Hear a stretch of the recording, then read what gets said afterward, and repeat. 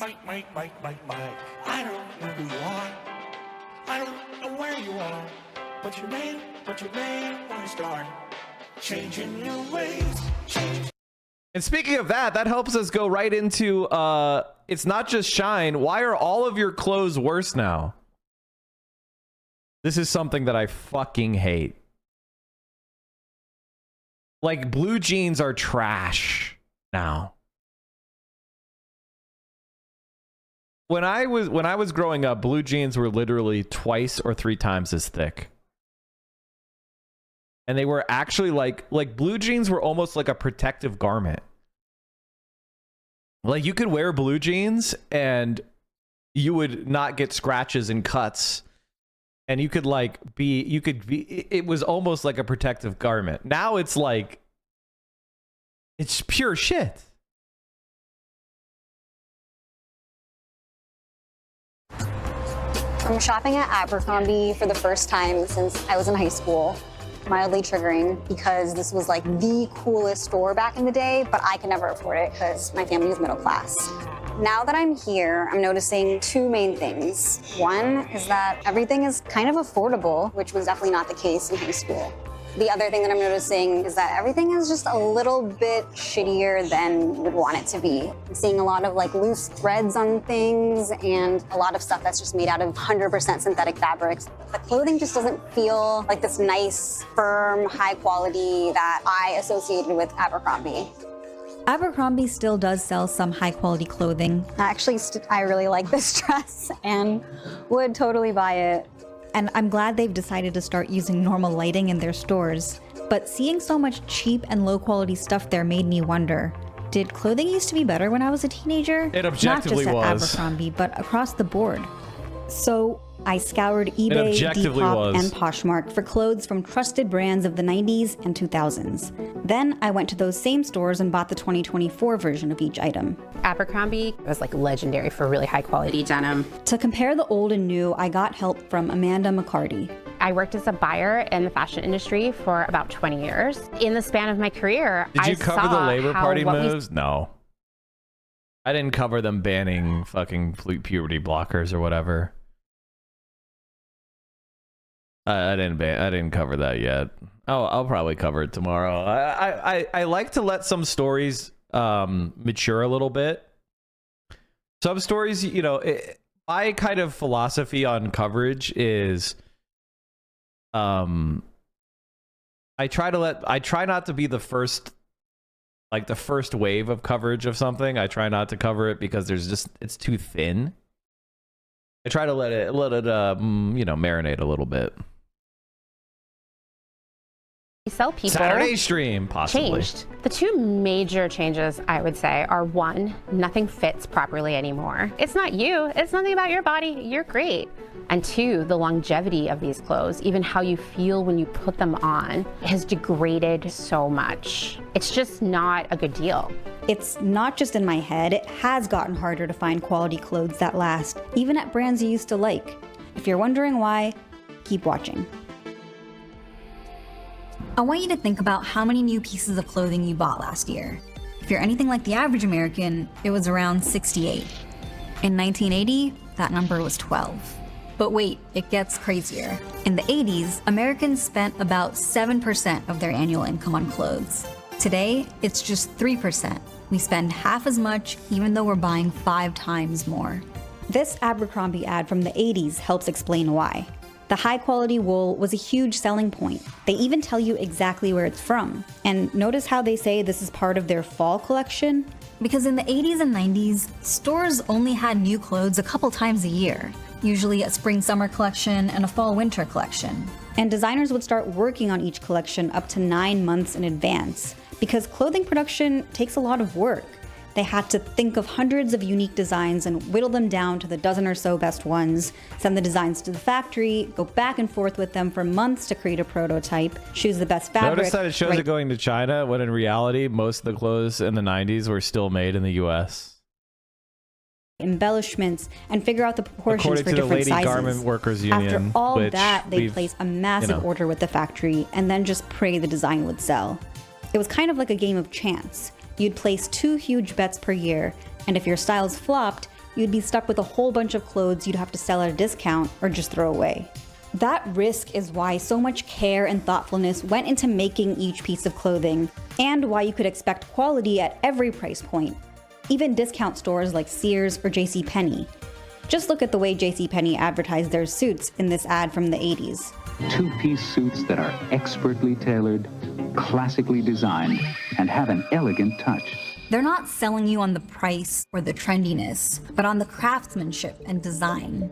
Even one of the cheaper suits on the market was still pretty high quality, which is probably why, if you adjust for inflation, this $160 suit would cost $600 today. If you go to JCPenney now, you can easily get a two-piece suit for under $200.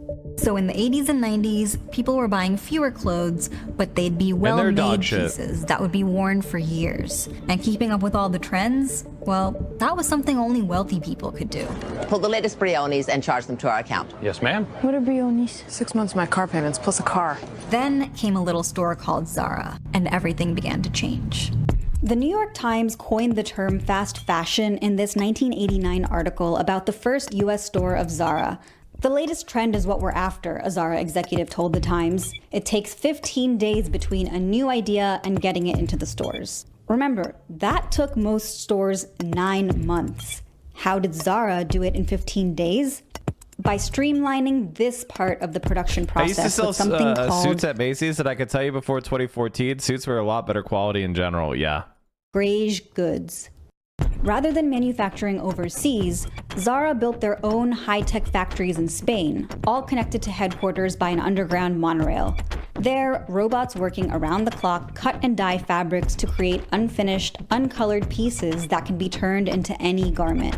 Once a design is created, Zara can send those beige goods to their network of small shops in nearby regions, where they're transformed into finished dresses, trousers, and tops.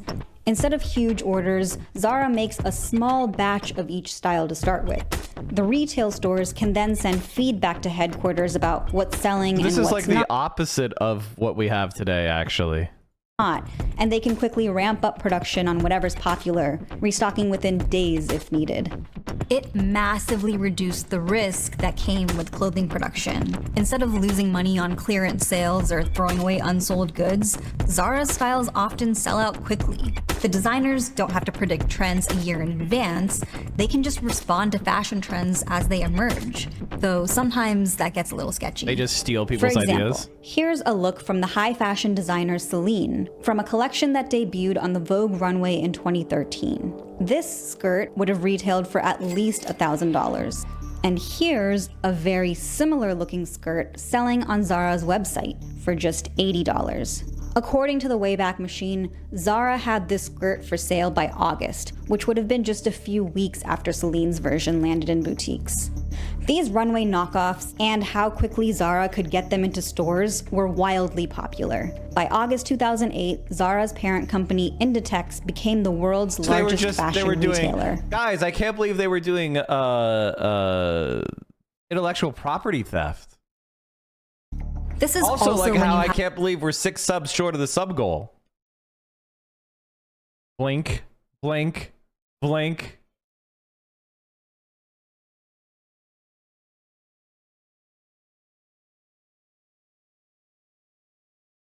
Wow. Had the rise of 2 other fast fashion giants of the new millennium, Forever 21 and H&M, which pioneered a new way to bring the runway to the masses. I hate H&M. I hate it. Every time I've gone to an H&M, I've just been like, every single thing in here is a piece of trash. They'd partner with luxury designers to make exclusive lines for H&M at affordable prices, starting with Karl Lagerfeld in 2004. God, is it true? Of course it's true. This part of the story, it seems sort of like a win for the 99%. Fast fashion was making it so that anyone could wear runway designs while they were still popular. That was a new thing. Of course, encouraging lots of consumers to buy low-cost clothes that would go out of style quickly would shockingly have some downsides too, but we'll come back to that. Because we can't give the minds behind Zara and H&M all the credit for the rise of fast fashion. We also have to give some credit to Bill Clinton? No, not because of his sick style. Because he outsourced all the manufacturing overseas. Soon219, thank you for gifting the subs to Vote Bloom and Aberrator. Okay, now we're only 2 away. Cosmos84, thank you. In 1994, President Clinton signed NAFTA, the North American Free Trade Agreement, which made it cheaper to make clothes in Mexico. And a few years later, he normalized trade relations with China. Textile factories started moving out of the US because now clothing retailers had access to the largest pool of cheap labor in human history. Luckily, there was a law from the 70s, the multi-fiber arrangement, which limited how much clothing American and European countries could import from other nations. Unfortunately, the World Trade Organization let it expire in 2005, ushering the heyday of fast fashion. Xanadu, that's because the now, tier 2, there was 43 months. nothing stopping companies from producing everything in the countries with the lowest wages, the fewest labor laws, and the laxest environmental regulations.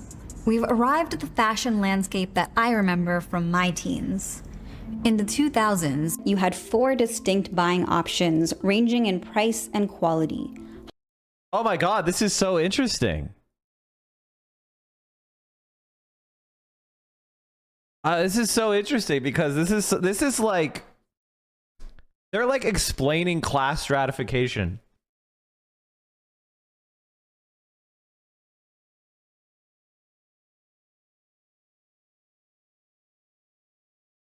And this is all bullshit. I would put JCPenney down here personally, and Macy's down here. That's just me. Ham and Fist, thank you for the 20 tier 1 subs. Let's go. 1,789 subs in the channel. Holy shit. Thank you so much. Ranging in price and quality.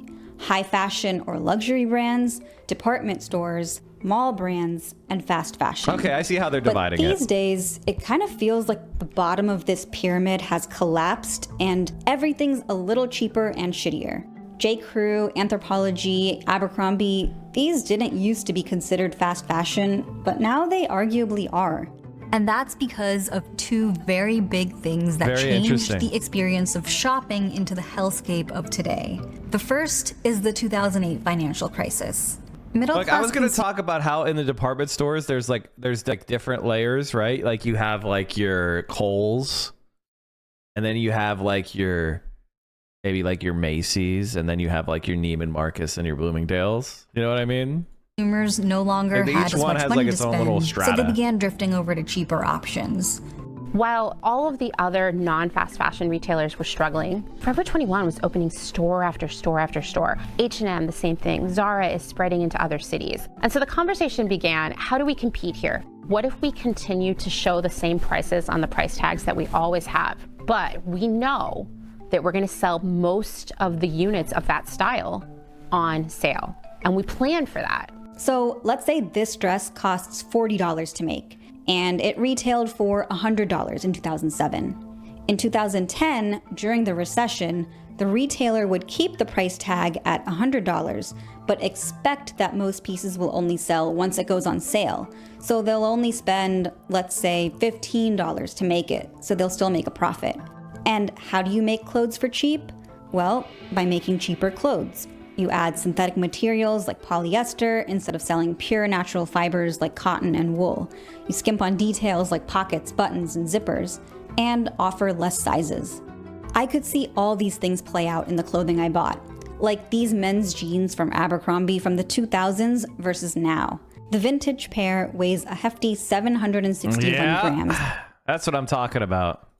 And is 100% cotton. They feel substantial, long-lasting, really high-quality denim.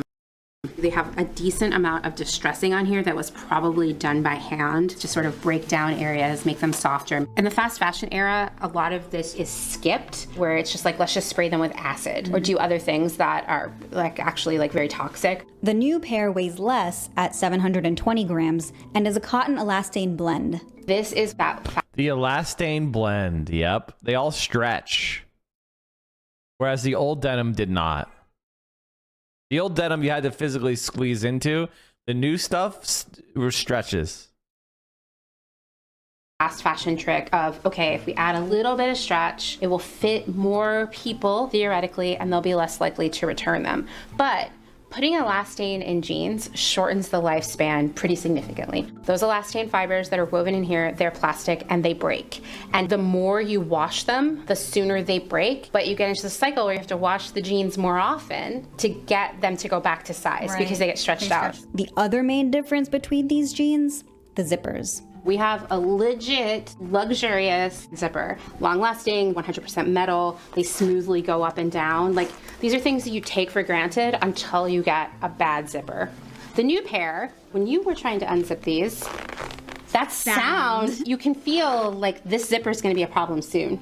This is a difference of maybe 50 cents, but it's a pennies game to get the pricing to work with the targets you're given. This is what I've always called MBA thinking.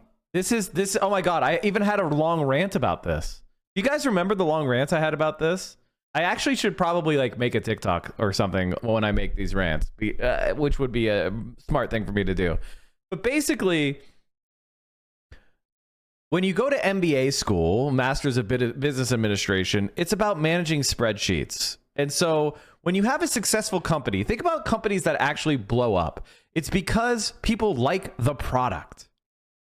It's high quality, it fits some niche really well, and everybody likes it, you know? And they're like, oh man, this is like, it really fits, it really fills the need that I had.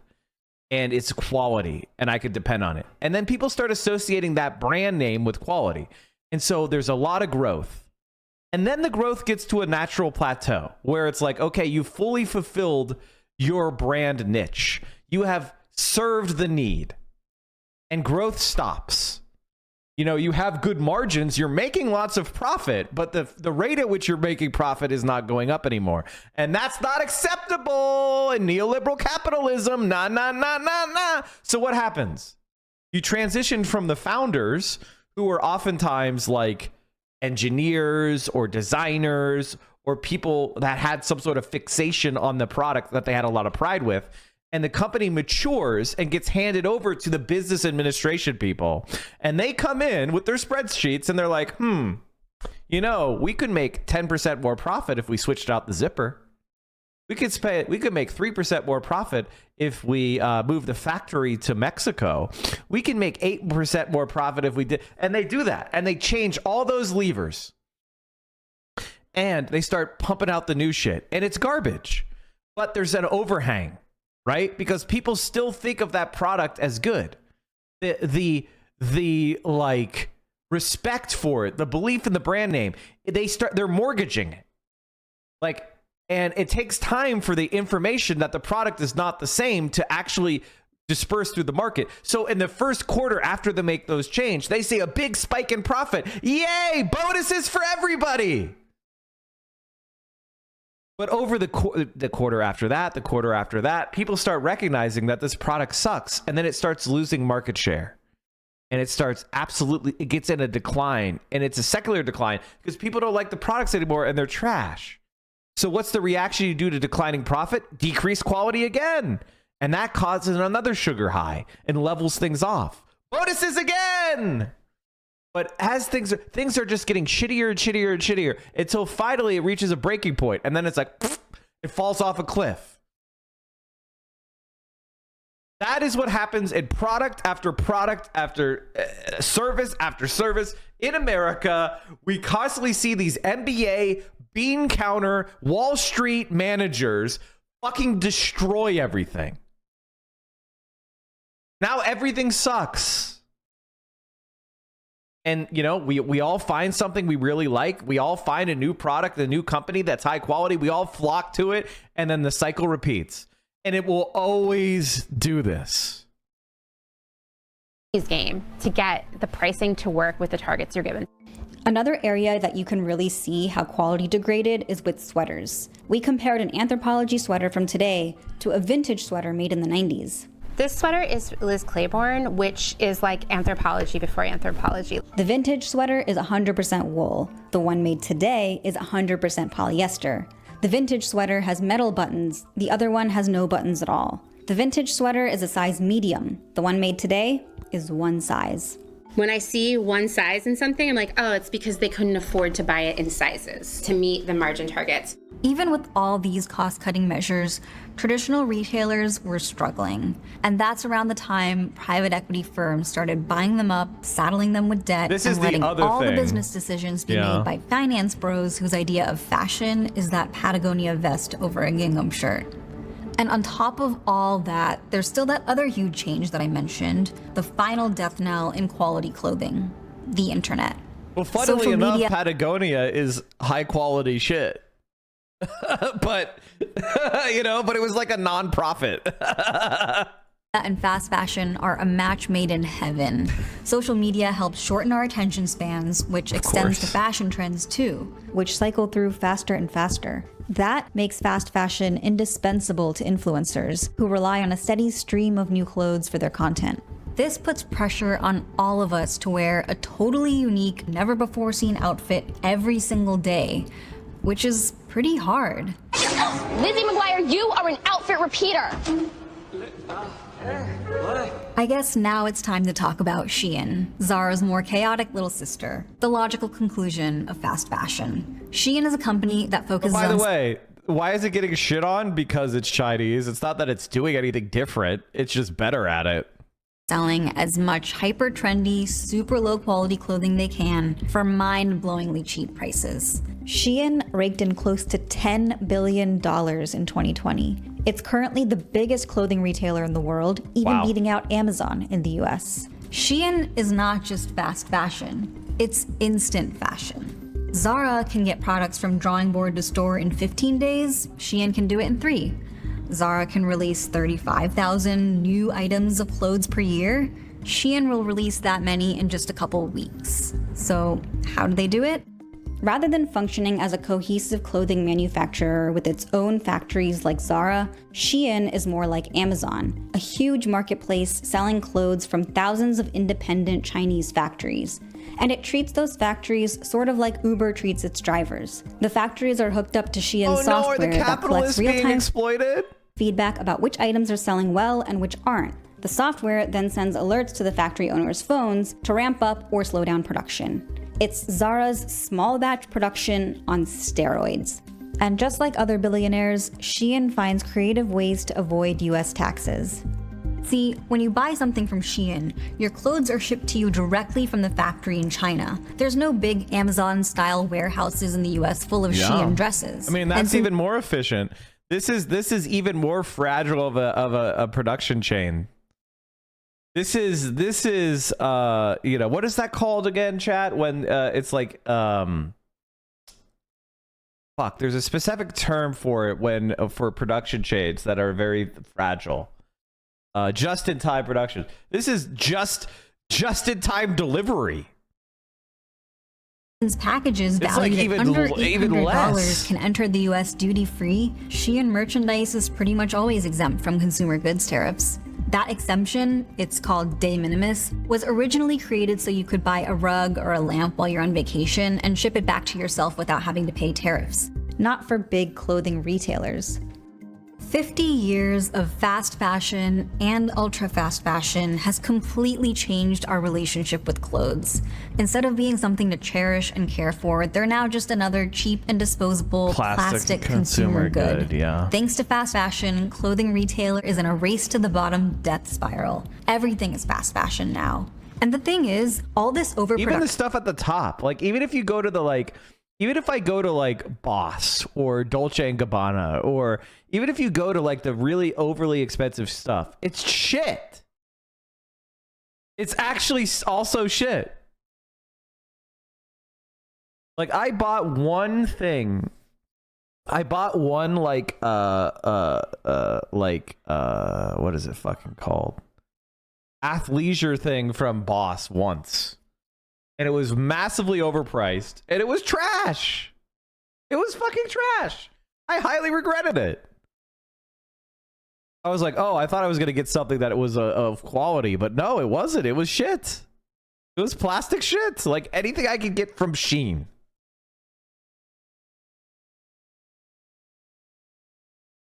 What would I do to reorient the production chain? Shorten the chain. I mean, you're talking about a cultural shift as well.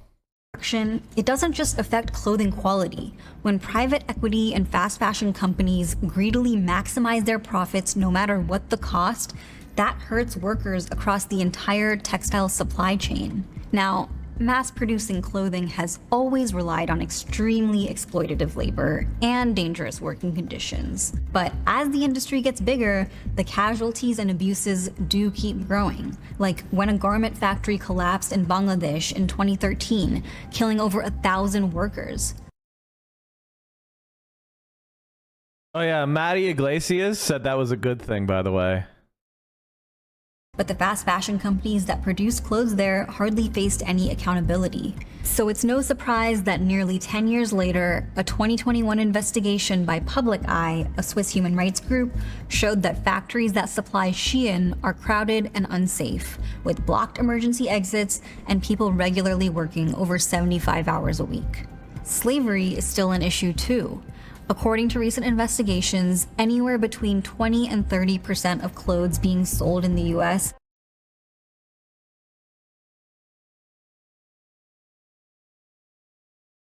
These fucking warmongers, man, and they're made up shit.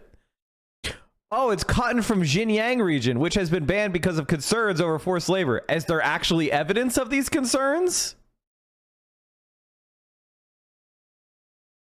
Is there actually evidence? Because every time I look into it, I end up at a WordPress website with no evidence. contain cotton from Xinjiang, a region in China with cotton farms that rely on forced labor from Uyghurs and other Muslim minorities.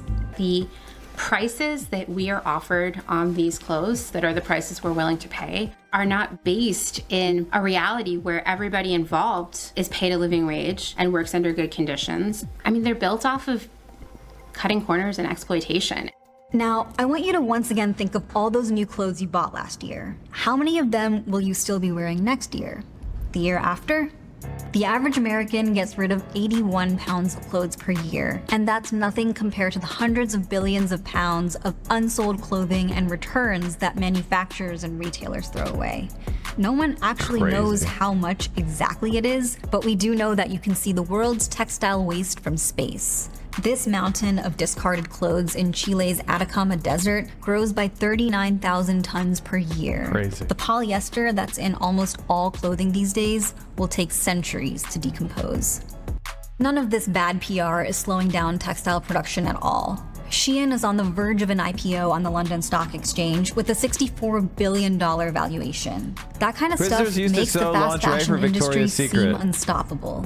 But there are people fighting back.